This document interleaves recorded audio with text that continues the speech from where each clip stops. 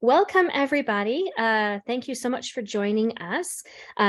We are very happy to host our week 5 lecture session for our Center for Entrepreneurial Leadership and Transformational Change, our Sustainability, Business, and Entrepreneurship lecture series that we host every quarter during the academic year. My name is Dr. Tamsin Foucrier. I use she, her pronouns, and I am the director for the Celtic Center here at the Evergreen State College. We have a mix of folks here. We've got students, we've got staff, we've got faculty, and I'm so happy to welcome you all into this space. And even more so, I am incredibly honored to thank our guest for joining us today and for sharing her wonderful experience and knowledge. So I'm very happy to welcome Khurshida Begum to our week 5 lecture series. Khurshida is the founder of A Show Cultural Center, which is a fantastic, amazing organization at Tumwater, Washington. And A Show has the incredible mission to advocate for survivors, communities of color, underserved and marginalized people, to serve our communities with kindness, compassion, and professional services, to honor humanity in all that we do because all people matter, and to organize community resources, education, gatherings, trainings, and events. And as I said, Khurshida is an incredibly inspiring, wonderful person, is an inspiring speaker with a message that reaches right into the hearts of all of us as human beings, in her own words. She is a human rights activist, a social justice activist. She's spoken around the world, around the globe, influencing others to be individually accountable for their own lives and for humanity. And she's originally from Bangladesh. She is married and lives here in Washington, and is, like I said, doing some incredible work, continuing her incredible work through A Show Cultural Community Center. So Khurshida, thank you so much for joining us. And I'm going to go ahead and hand it off to you. Oh my gosh, thank you. I haven't had a bio. My bio. One thing you forgot, I'm a graduate, 2015 Evergreener. I took mostly did year-long programs, making change happen, building resilient communities, all with social justice, sociology, psychology emphasis. So it's great to come back and be connected to my old roots here. Thank you for that very warm welcoming. One thing I want to say is A Show. So it's A-W and then show. A Show is how you pronounce it. In Bengali, that also means to come join. So I'm glad that everybody is joining here. And we opened up a cultural community and job training center right here in Tumwater. And so I don't know if you want to do questions, Tamsin, or if you want me to just talk. You don't want to give me the mic because I will talk. I know there were some, if there's some, I think you sent me an email and I was trying to pull up some of the questions that you had, but I'm also like, don't have to be super formal or anything like that. You can tell me what the flow is that you would like to. Yeah, so it's completely up to you. If you want to go ahead and start talking about your work and sort of the nexus between community development, cultural entrepreneurship, social enterprise work, and then I can keep an eye out for the chat for questions. Folks can also raise their hand. We're a smaller group today, so we can sort of field questions as they arise, if that sounds good to you. Yeah, that sounds good to me. I think that this space, like when people have dreams, I want to go into this thing about dreams, because I think that we don't spend enough time talking about a dream. Sometimes we have a dream of wanting something, or maybe a feeling that we had. And I go back to my experiences of coming from a whole different country, Bangladesh, to the US, under false promises of a better life and better opportunity to be here. And that was not the actual dream. The actual dream was that we were forced to live in a farm and work from sunup to sundown. And so I have a really traumatic story of survival of how myself and 10 of my family members came here. And so those experiences early on in my life really had me thinking about how much I didn't belong in this world. How much, my father selling us off for this life in America, from going to 10 different foster homes, to going to group homes, to going to institutions, all within my early childhood, teenage years. And so as a person of color, never really seeing other brown, dark-skinned people like me, or even Black people around, Black and brown people that look like me. So those feelings of not belonging really stemmed in my heart at a really early age. And it every year, it kept pushing me to think about this dream that I had, which was how do we create a space where people like me, people from different parts of the world, people who don't feel like they belong, actually belong. And so that's where this cultural community center in Tumwater was birthed out of.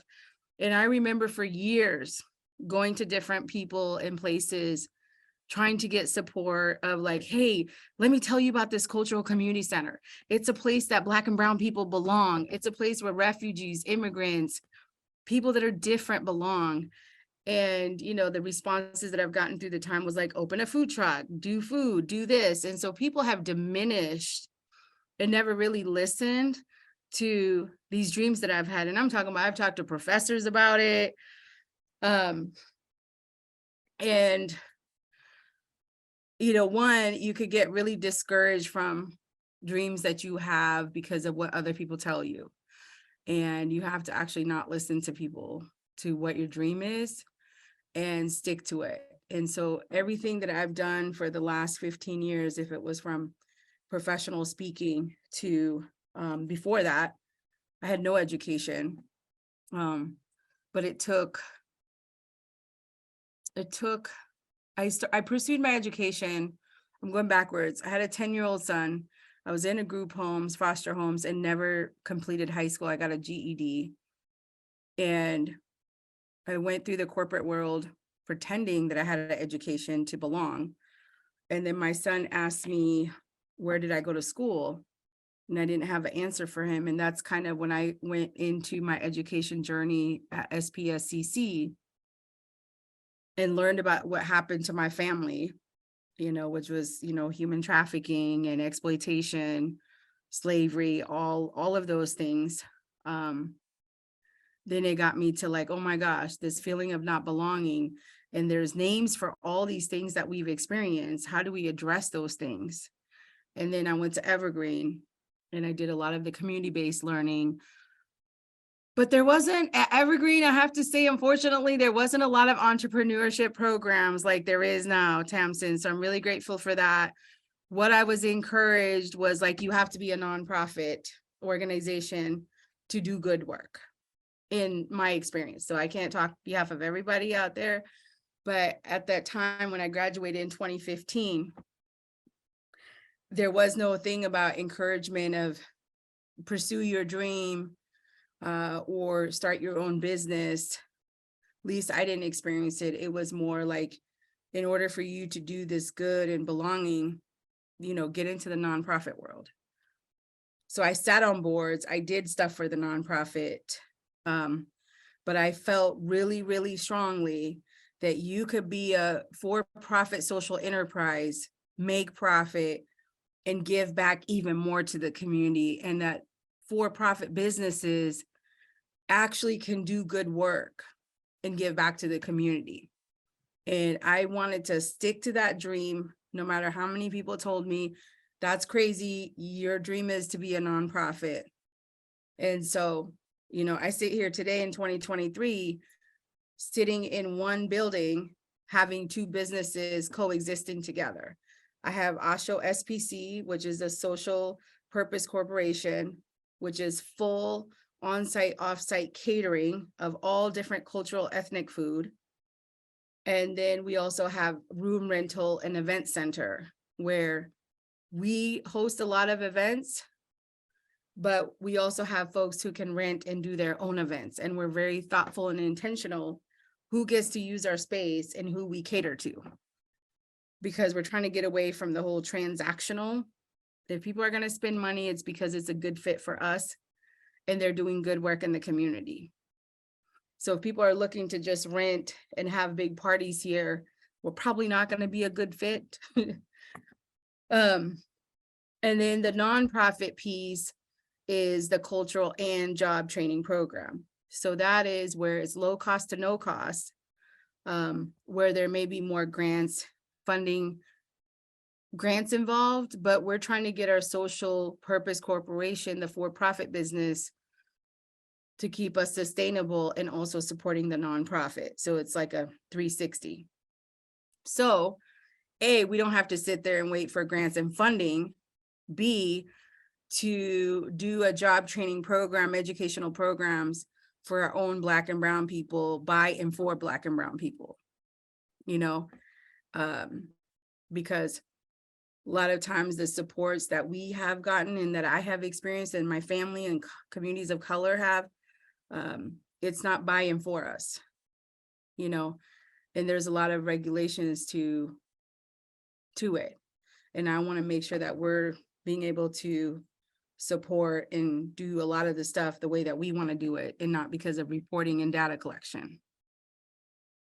So, so that's what's happening. We're just focused right now on and when you come to this space, I mean, there's intention and there's inclusiveness, right? And it's always good to start with intention, but even with our best intentions can cause harm and cause hurtful impact. So we are intentional about the things that we do, but we are also inclusive to the question of who are we excluding from the space here? Who are we not inviting? Who is going to come here and not see themselves represented here? It's a really beautiful space. And you've been here, Tamsin. We really try to think about who's in our community, who is this place centering, and do they see representation of themselves? Because the job training program, when we talk about people with barriers to employment, it's not that you can't, you know, you can teach people how to cut veggies and fruits and meats and things like that. Half the time, the folks that have barriers, they've been beat down so much by society and by communities that I call this place more of a reset of like, reset and reminder of you still have value as a person. You still have worthiness. You still can belong and unite with other people, you know, and show up in the world the way that you want to, authentically and organically, being you. And that's where it goes, you know, a little more from the intention to the inclusiveness. We say we want people to show up, but are we ever actually creating a space where people can show up? So I think that's a lot. I'll pause for now and take any comments or questions, because I can go in a lot of different directions. I'm a visionary person. So I'll pause and see if anybody has questions. We have, you can either type in the chat, you can unmute, you can raise your hand. I've got a question, but I will hold off to see if there are any audience members with questions. Hi, Khurshida. This is Ellen from Center for Community-Based Learning and Action. So great to hear from you and see you. And I would love it if you would share. I know like your model and the way you work is so much about collaboration and working with so many local organizations. And it's just very inspiring. I would love to hear a little more about that. Ellen, is there any particular like specific question like you have that you want to dig into about collaboration, or like who we're collaborating with, or how, or, you know, like? Well, I think a couple of examples I think about are like during the pandemic, Grub's big event. You did all the catering for people to pick up like in a COVID safe way. And then then the event reemerged this year and you were the main food provider, and you're just able to connect food and all of this, the speeches and talking that you're able to provide about your organization. And then I was thinking also about with schools and youth programs. I know there's been so many different forums and events that I'm hearing about that you're hosting for big picture issues for organizations to work together. Mm-hmm. I just think that it's just Oh, really like your particular talent to bring people together. thank you. I mean, as you know, we started, I mean, how I even got blessed into this building was really, I mean, the pandemic started in March. I think I felt pity for myself and cried for about a week because I lost probably good $75,000 worth of business in speaking. So I was a little sad. But the bigger issue was that there were hungry people and the soup kitchens were closed. And so volunteering for several years in this community to bring cultural food to the food banks, to the soup kitchens, and not ever being allowed to do that.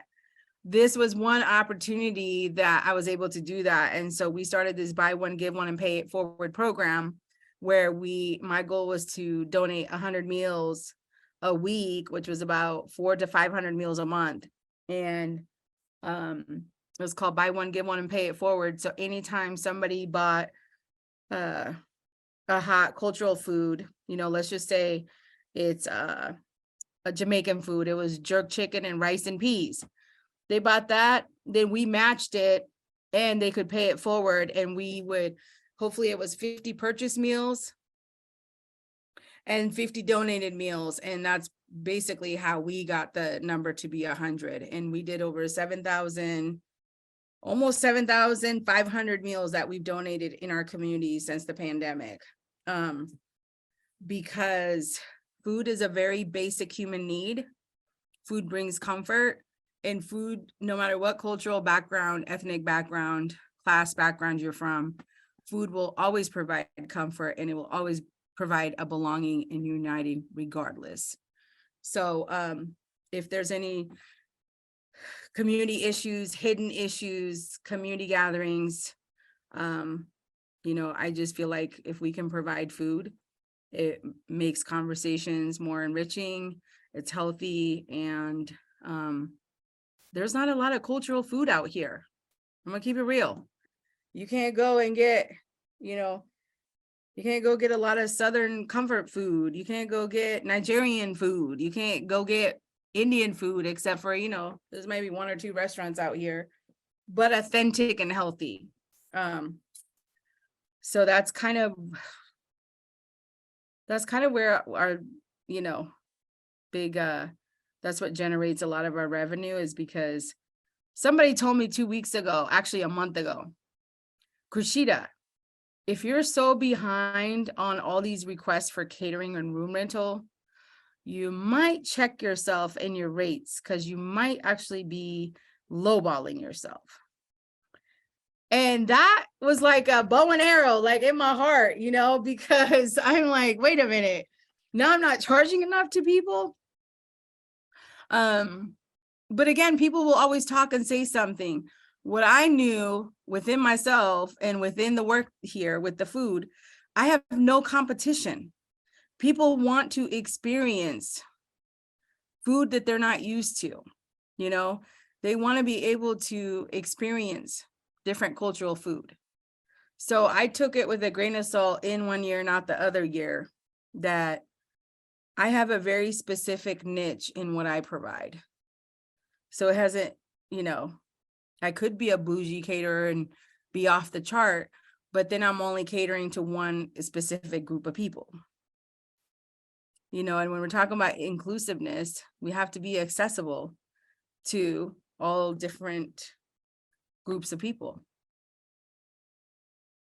So does that kind of give you, you know, and I've had people like, hey, can you just make like turkey sandwiches, or can you just do spaghetti and garlic bread? Yes, we can with our own twist, but if you're wanting food that's non-cultural, I'm probably not going to be a good fit, and it's okay. You know, if you're an entrepreneur or you have an idea and you want to do something, make sure you stick to what you're passionate about and what you feel strongly about, because the outside world will always give you advice, will always try to deteriorate you from what you really want to do. And that's one thing I'm going to encourage people to do, is like really stick to what it is that makes you unique and do it.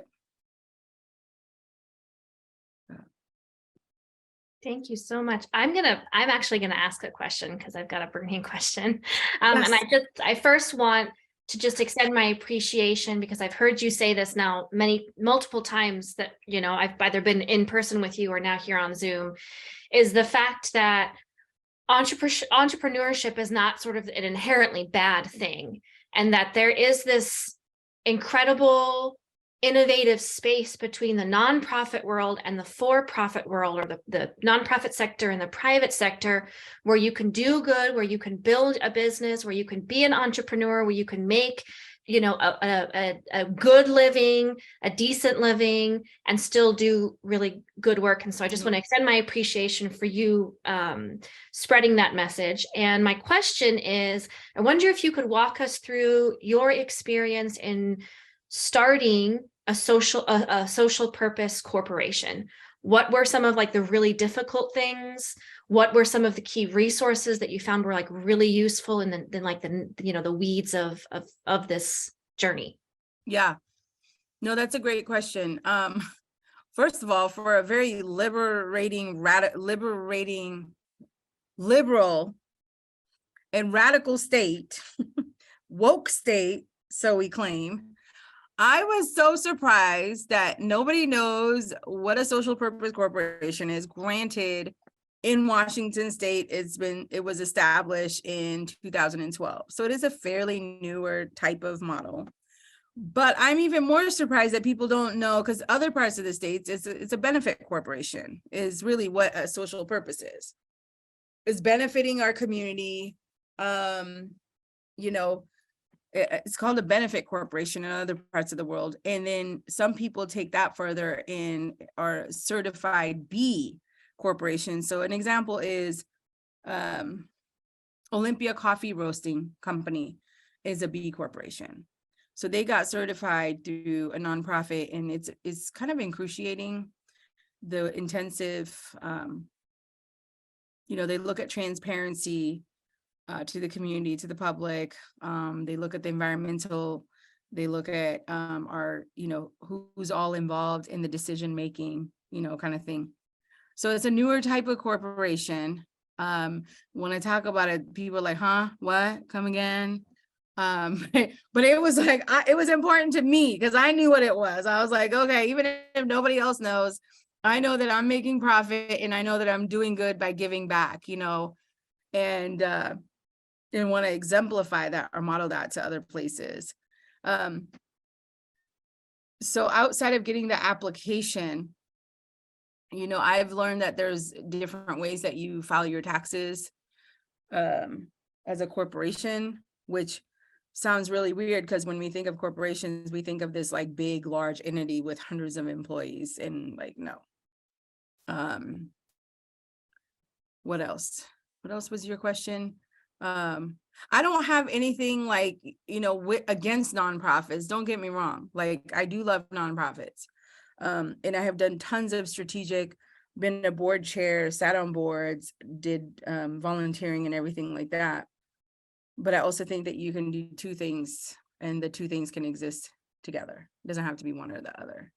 And I want to pay my people really, really well and have really, really good benefits without having to be shut down and like, oh, you can only spend this money on this and that's it, you know, even starting out. So it's not a lot of, I think that there are some of the gaps is there's not a lot of resources for people of color to have access to or know where the access is. When we go to some of the places like the Economic Development Center or small business places, there's not a lot of people that look like us.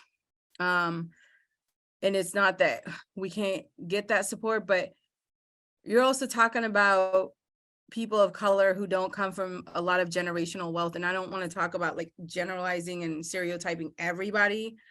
I'm just gonna say Majority of us do not come from generational wealth. And especially if we're from other parts of the world, we have to support our families in the other parts of the world. There's nothing that I have found that was easy, that was a roadmap that says, when you want to start a business, when you have an idea, outside the traditional box, right? Because I started off as a professional speaker, and I remember going to my public speaker teacher and was like, I want to be a professional speaker. You know, kind of got laughed at. There's not a lot of explorations to start your own business, to think about it, to really support that person, what their dream is or what they're wanting to do, and what are the little steps, and then what are the things that they need, what kind of insurances do they need. I kind of had to do as I learned, and I hope that I'm in a place that I can be sustainable enough. And we're starting this Women of Color business leadership group, and that's for small business owners, you know, that have been in business, or there's also folks who are interested in, you know, having their business. But it's like, how do we start creating roadmaps? Because women of color, to me, have a hard time getting support. So we're like, how do we start that support? And that might be at some point a good partnership, Tamsin, but we're starting that. First meeting is next week, because a lot of us didn't have that support and encouragement of what are step-by-step things. You go from dreaming to planning to here's how you get your business license. Here's all the costs to it. Here's the mentorship that are already doing this work, to now how do you give back to new entrepreneurs and business owners? You know, how can you pay it forward to them if it's paying for business license or paying for this training or paying for this conference, you know?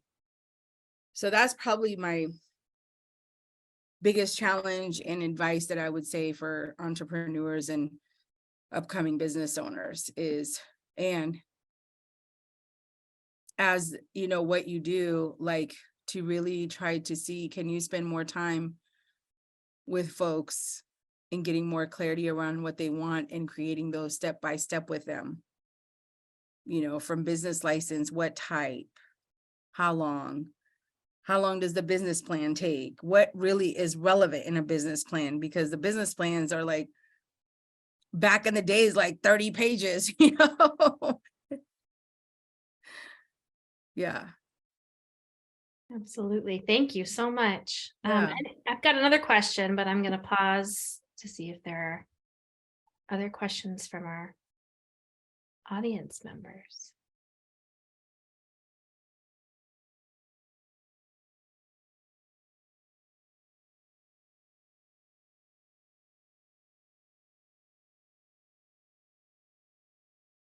And there is this thing about like, you're doing good work, you're a good person, you have a big heart, and that's all beautiful. And you could have a good heart and do really great, impactful work.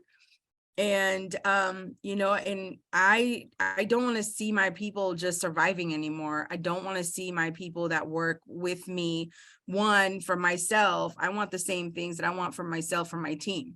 I want them to have great benefits. I want them to be able to, you know, put money aside for their kids' college or for their own college or whatever. And I don't think that we should be ashamed of that, you know, to build wealth or to buy your own house, you know, have good credit. Those are, you know, and I feel like in the nonprofit complex, like those are things that we're not encouraged. It's like the only few people up here that, you know, are making it, are doing fine, can have a house. But why can't we think about that for our business, you know, our social enterprise? We should be able to. Call it greedy or not, but like, honestly, if you can get a for-profit business going, it doesn't mean he has to lose that power and that drive to still do impactful work and give back to the community. You can. That's just where you have to start. It's easier to do it that way, because what I see with nonprofit, people who want to do good work and they want to start a nonprofit, guess what? You better go 6 months to a year without pay and waiting and getting the board and getting all your articles of incorporation, getting all of that shit together. And then you might get a grant or two, you know? you have to be sustainable. And even if it's starting out small, like I was saying, sell a products or goods or service. There's a lot of things that you can do to build up and generate revenue, and then be able to say, okay, I'm generating enough revenue. I can also do this other thing and wait for grants to come in, or, whatever, Tell any entrepreneur, make sure there's like the dream of like wanting things. But I always tell people, you got to go to the basics. And that's like, are you taking care of your own self? Are you taking care of your health, your eating, your exercising, your sleeping? Because if you're not doing those things, if you're not healing from your past traumas, your past relationships, your past experiences, if you're not healing, feeling, dealing with those things, you can't do for other people. You can't do things for other people, no matter what. So I always go back to be a true hardworking entrepreneur. You have to make sure that you check your me boxes first, that you're stable, you're sustainable within your wellness. And that doesn't mean you don't have a shitty day, mental health day. You got to take time off and be, dealing with stuff. That just means when you're looking at a bigger piece of the pie, that 75-80% of yourself and self-care and self-love, if you're not doing that, then you will get easily influenced into everybody else's thoughts and opinions, and you will stop at the start of your journey. Yeah. All right, I'm going to ask my next question then. But first, I want to just lift up the last thing you just said. Thank you so much for saying that. I guarantee you the majority of business classes and MBA programs out there and entrepreneurship classes out there, they're not talking about how to take care of your physical, your mental, your spiritual well-being. They're not talking about, healing your past trauma. They're not talking about self-care. And it needs to be a bigger part of training entrepreneurs for a different way of doing things. So I so appreciate that. I so appreciate it. My next question is, I wonder if you could talk a little bit more about your journey through Evergreen as an Evergreen student, some of the challenges that you had. Maybe you have we've got, quite a few students in the space right now, any advice that you have for them as they are in the midst of their Evergreen journey. Not that the Evergreen journey ends as you graduate. I meant to reach out to you yesterday, Tamsin. I was on campus yesterday with my assistant for the what is it called? Internship day. Yeah, the internship fair. Yep. Yeah, I was there yesterday, and it just kind of I was thinking about my experience before I got on the call today. And it kind of reminded me of some of the same experiences that I had. First of all, I didn't know there was a Tacoma campus when my journey started. I kind of went from SPSCC, and I, was a single mom. And so I needed to, kind of have convenience because he went to school and I went to school. But when I was there at the, what's it called? Intern. Yes, intern. I didn't have so many people stop. We had like all these different events that people could sign up for to give our interns, kind of like, these are some of the things that we host and have. And then we had other types of postings of like communications and social media, data collector. I want some really like critical thinkers for this data collection that we're going to be trying to do at the cultural center. But I didn't get a lot of people that stopped by and was like, oh, you guys have a cultural community center. I got shit like, where are you from? What country are you from? Let's see. I think I had only like 2 people of color that came and talked to us that was like even interested in what we did. But that's needless to say, things have changed. I graduated in 2015. I still felt my experience, I think it was one of my best academic, it was me versus me. I didn't necessarily go there to belong. I didn't necessarily, I traveled a lot as a speaker. And I was a single mom, so I didn't have a lot of time to be involved on campus doing any extra curriculum things. So I didn't really get to experience.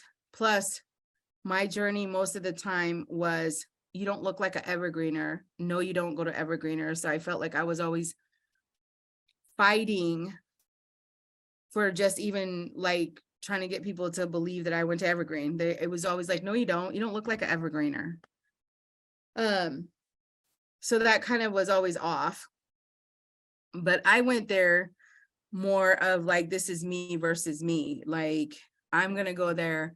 I want to learn the most that I can to evolve as a better person, as a community leader. Those are my own personal goals. I probably read the most books I've ever read in my whole entire life. I was challenged.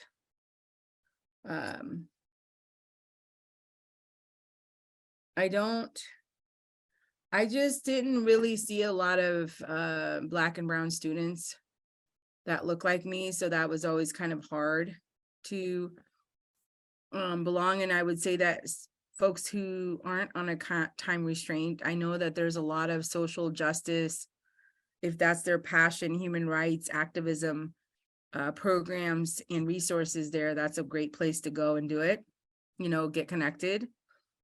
But as far as like feeling like I had belonging in community, not really at the Olympia location. I did have a couple good professors who, who liked me. But other than that, I don't know. I mean, I think it was like good and bad. I wanted to write a book, so I took this one class for a whole quarter, and I was so excited about writing this book, and then I just kind of got shut down into not writing my book. So I don't know. I think I did a lot of community-based learning. I think I learned a lot that really helped me to look at things differently, look at through the lens of community. So that was super helpful in what I do now. There's positive and negatives with my experience in the Olympia campus. Hopefully people of color feel like they belong there more, but I know for me at that time, I didn't. Well, first of all, I appreciate your candor and your honesty. I am so excited to think about the opportunities. You mentioned this emerging women of color business leadership group. I'm so excited to sit down and talk to you and think about how the Celtic can concretely and meaningfully collaborate with you in spaces like this with your business and your community center. And also in terms of the internship piece, I can also work with you to sort of get the word out, try to match within programs. It can be a challenge to reach students in a variety of ways. So I can work with you on that. But I'm just looking forward to sitting down with you, and like I said, thinking about meaningful ways to bring these spaces both in where you are and in where we are, our college in the middle of the woods. I think that's great, and that's part of why I also took on this, to speak to this group and work with you, is because one, you've been here and I've been to Evergreen. So I was thinking everything can't be a one-way street. It has to be a two-way street. And if we're really trying to do this work of inclusiveness and being thoughtful of who's here and who's not, we have to have these community relationships. We have to have, there's things that, you Evergreen are good at, and there's things out in the community that we're good at. And actually walking together in these partnerships and collaboration, that's what makes ultimately the students' experience memorable and magical, is that, hey, there's these two groups. It's not just Evergreen, or it's not just, out in the community, but these two things can coexist at the same time. So this year, my goal was to really do a lot more around community and healing. I think after the pandemic, there was a lot of different things that people experience. And so it's like, how do we do these community and healing conversations and workshops, individual and collectively? So I have hired on or brought on a Dr. Bree, who every third Saturday of the month. So we had one in January, every third Saturday of every month from 12:30 to 2:30. We call it Sacred Saturdays with Dr. Bree. So she comes out and we have different topics that, that are affecting our community, that are affecting individuals. And so this next Saturday, the 18th, and I picked Saturday because you know what? This is your own journey of healing. We could do it during the weekday, but people are working, people got things. This is intentional time of like, I'm going to give this time for myself to really think about how can I be healing in my community and my community be healing with me. So every third Saturday of the month, February 18th, 12:30 to 2:30 is Healing with Dr. Bree. And the topic for this Thursday is boundaries. Boundaries as an individual, as a couple, in the workplace, family. So anybody is welcome to come if they're ready to be in community and healing, is what I say.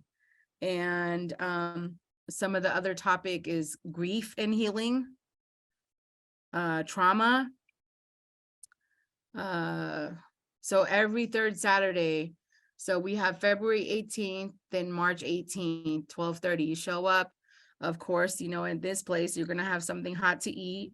And then it's very much workshop focus that she facilitates and lead and does an incredible job.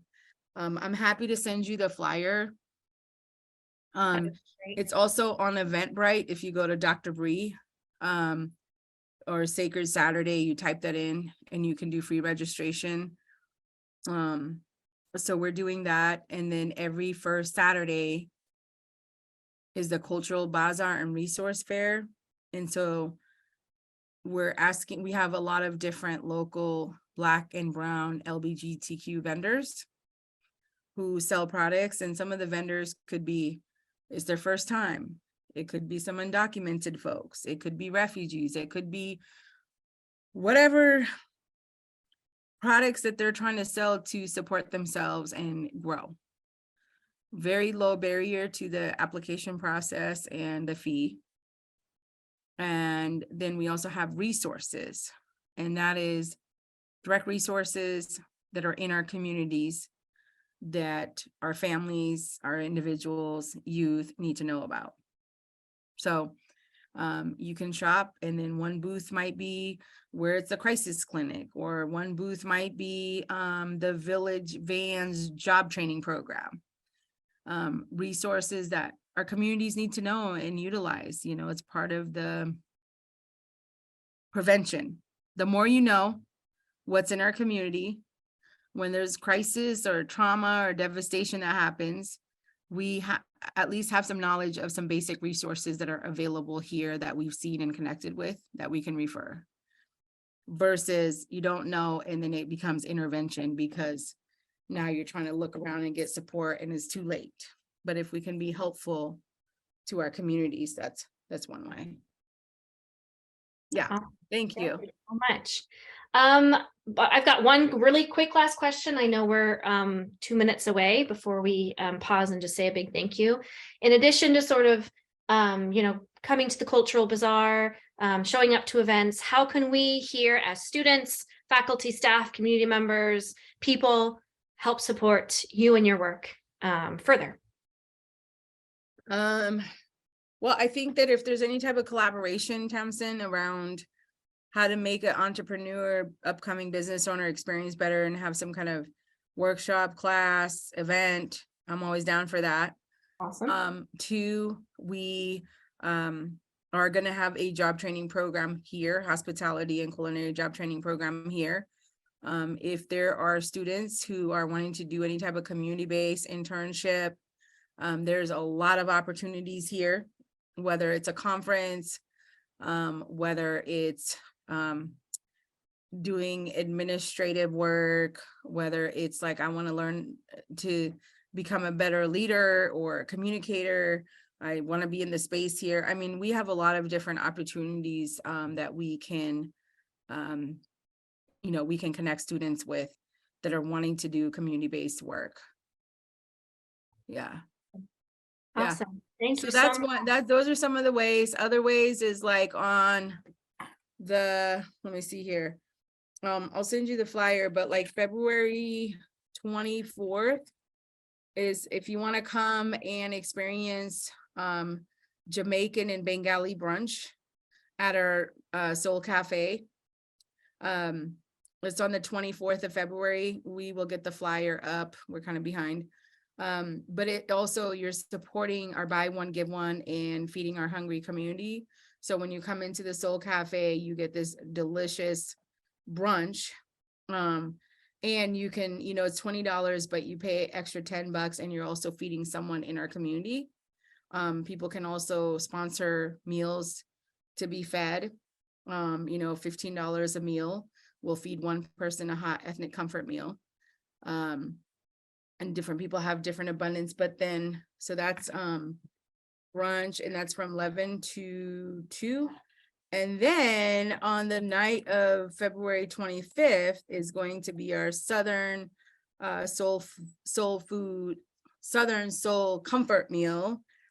And that's going to be from, I think it's 5 to 8 or 5 to 9. So again, we'll have like collard greens, barbecue chicken, cornbread, yams, and they come in and, you can learn more about our job training program, come and eat a delicious meal, invite your friends and family, but you're also supporting feeding our hungry communities out here. Yeah. Well, that all sounds delicious, and I will definitely be there. I only speak for myself. Yeah. Awesome. Well, I know we're at time. I just want to give us a moment to just extend our appreciation and gratitude for you as a person, Khurshida, for you as a innovator and a pioneer in this work, and for also taking the time to spend with us today. Thank you, thank you, thank you so much. Yeah, no, thank you for thinking of, me to do this. I know there's a lot of people out there. I hope that it reaches someone, and can be of support and service from this 1 hour that we were together. And you have anybody that's interested in coming and seeing the center or how they can be involved, feel free to give our information. Tuesdays, Wednesdays, Thursdays, people can, we have open office hours, so it's no problem. Awesome. Thank you so much. Everyone else, thank you so much for being with us today.